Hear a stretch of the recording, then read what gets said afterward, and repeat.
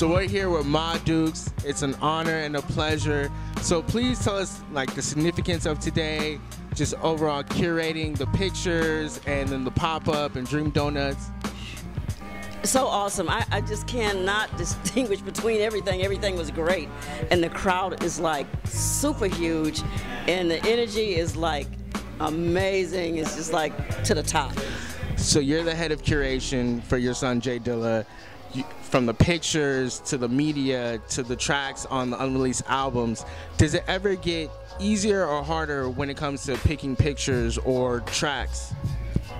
With the tracks, because it's so many, it can be kind of confusing because when you're a hip-hop head like I am, it's like you want to hear everything and everything's good. So as long as the vibe is there and the downbeat is heavy, I'm done, you know? So I need other people to tell me, say, yeah, I like that one. The energy was so hot. You know, you don't want to put out anything that's not going to grab everybody. You have to discern between what people want to hear. But then every once in a while you throw something a little mellow in the mix because we got a lot of people who don't understand what hip-hop is about. They don't realize it's a culture. It's not just a song. And they could relate if they understood it. You know, it tells a story. It's our life. And finding a better way to educate our people and to live. That's what it's about. Of course. Do you have a favorite project that you've curated so far? Jeez. I think the Baby Project, that was Rebirth of Detroit, where against everybody's, everybody else's liking, I let people out the gate that had been veterans working, trying to make it happen, and didn't get opportunity. So yeah, it was a lot of people kind of upset because they might not have been chosen to be a part of it. But if you've been out the gate and you haven't made it, and you haven't stood up for your fellow man and pulled somebody else up with you, it wasn't what I want to see. You know, sometimes we need new blood, keep it moving, and music never stops, so. Exactly. And then we all know the Smithsonian is a really big deal, and I really want to know is, before his equipment went in there with the MPC, what tracks were loaded on there that were actually released on later releases? Well, geez, I couldn't tell you how many because it was so many and so many hidden tracks. And oh my God, I have a safe that like for a store that's, you know, against every temperature change and everything that I stored, all of his release tapes, and I'm talking about the 2-track tapes. And it's just bags after bags and number after number, and everything was hidden. So J-Rock is about one of the only people that knew how to get in there and get it out. Because he worked directly with Dilla for the last 2 years of his life right here in LA, and I had moved here with him, so J-Rock was every day, you know, he was there. And they're so both alien, they understood what it meant, you know, and he could unlock it, and nobody else has been able to do that. Shout out to J-Rock, for real. I also wanted to know, would you ever create a project where it's set to be heard years from now, kind of like a Wu-Tang thing, and you would set it at a high price?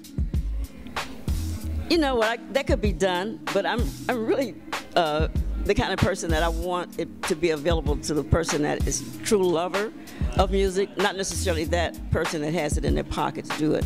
I want to make it short, yeah, you know, like a limited edition, but not too pricey that that person that really loves music and really has their heart in it cannot, you know, achieve it. Mm-hmm. And I also saw that you are working on part 2 of the life and times of James Maureen Yancey, and you're narrating. Please take us through that process.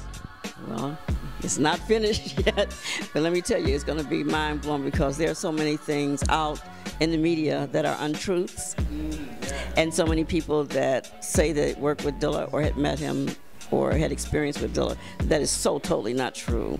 They would meet him, yes, through his music, but not personally. And if somebody tells you that and they haven't met my Dukes personally, they're telling a lie. Because the studio was in my own home for ages, and even after that, I worked for Dilla, you know, when he had his own home. So it was like, I was there for sessions. I did all of his taking him back and forth hospital when he was sick, and in the last 2 years of his life, I was his nurse 24/7, so. Definitely salute to you on that. And then also, you're one to call people out on J Dilla merch that is fake. Yes, I had the audacity to tell people, do not show up and ask me for a picture in a bootleg shirt. I meant that. So, you know, bootleg, we try to give high quality in everything that we do because Dilla was about quality. I wouldn't present something online to somebody that Dilla wouldn't wear. He wouldn't wear the kind of materials that would itch so bad you can't even put it on, and that it would shrink before you could get it off, you know. So high quality Egyptian cotton is what we do, and we do things that are different and not a markup of somebody else's. I don't believe in, you know, stealing somebody else's designs. Everything should be original and quality because Dilla loved quality. Anything else you have coming up? Sure, but I can't talk about it yet. But I will let you know next time you interview me, and that will be soon. I'll be doing a lot of traveling, and I'm doing a lot of traveling for the foundation. Oh, my foundation has a brand new roster of people that are working for it. And this time, my Dukes have stepped up, and I think I have, one officer with the foundation, but all of the other officers and chair people are men. Men seem to stay in their place and do their work and get it done without any bickering, and they all want to do a stand-up job. So I decided that, well, hey, I'm sorry about the women's lib thing, but the men are on point. You heard it from my Dukes herself. Women gotta do a little bit better. Yeah, we gotta hold each other up because we have a job to do, bringing people into the world and making a stand-up thing for it all through the times. And mothers, please listen to your children. There's so many stars out there, but the parents don't know that they can do anything different.